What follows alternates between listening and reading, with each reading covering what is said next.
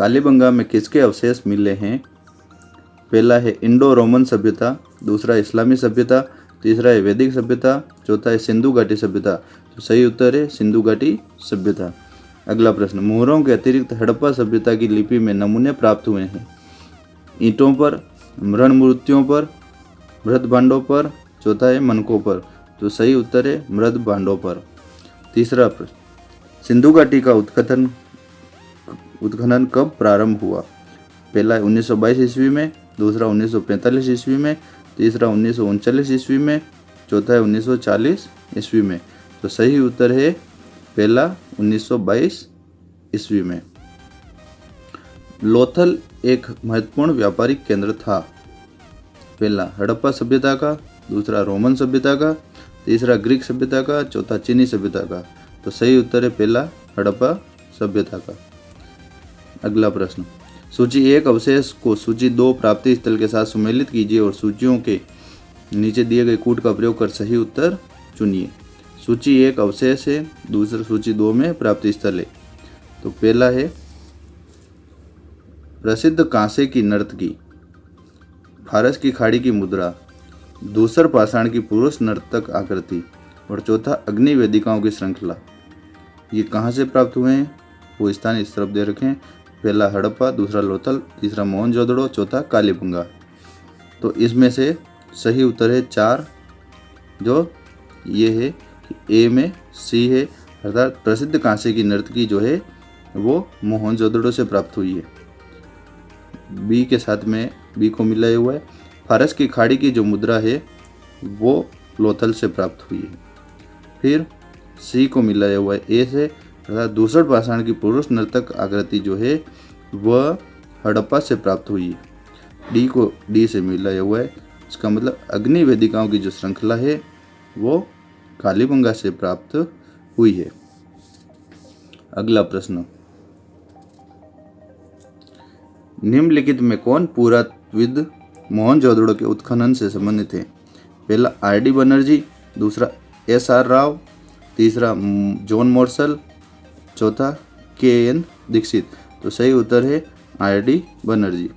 अगला, निम्नलिखित में से किस सिंधु घाटी स्थल से समाधान हेतु काष्ठ शव पेटी का वुडन कॉफिन का साक्ष्य मिला है? पहला है हड़प्पा, दूसरा मोहनजोदड़ो, तीसरा लोथल, चौथा कालीबंगा। तो सही उत्तर है हड़प्पा।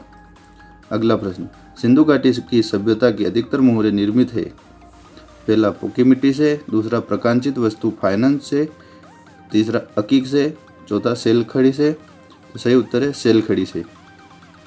अगला प्रश्न, निम्नलिखित में से कौन सी सिंधु घाटी सभ्यता की सबसे प्रमुख विशेषता थी? पहला अर्थव्यवस्था, दूसरा धार्मिक जीवन, तीसरा नगर योजना, चौथा सामाजिक जीवन। तो सही उत्तर है नगर योजना। अगला प्रश्न है, ग्रेट बाथ विशाल स्नानघर के उत्खनन का स्थान है? पहला है लोथल, दूसरा है हड़प्पा, तीसरा है मोहनजोदड़ो, चौथा है अतरंजी खेड़ा। तो सही उत्तर है हड़प्पा। अगला प्रश्न, हड़प्पा सभ्यता के लोग निम्न में से किसकी पूजा करते थे? पहला ब्रह्मा, दूसरा विष्णु, तीसरा पशुपति, चौथा गणेश। तो सही उत्तर है तीसरा पशुपति। अगला प्रश्न, निम्नलिखित में हड़प्पा सभ्यता के किस पुरातात्विक स्थल से जुते हुए खेत का साक्ष्य प्राप्त हुआ है? पहला है धोलावीरा, दूसरा कालीबंगा, तीसरा लोथल, चौथा रंगपुर। तो सही उत्तर है कालीबंगा से। अगला प्रश्न, स्वतंत्रता के उपरांत भारत के किस राज्य में सबसे अधिक संख्या में सैंधव सभ्यता के स्थानों की खोज हुई है? पहला है पश्चिमी उत्तर प्रदेश, दूसरा है राजस्थान, तीसरा है गुजरात, चौथा है पंजाब। तो सही उत्तर है गुजरात। अगला प्रश्न, सैंधव सभ्यता के हथियार निम्नलिखित में से किसके नहीं थे? पहला है पत्थर, दूसरा है तांबा, तीसरा कांसा, चौथा है लोहा।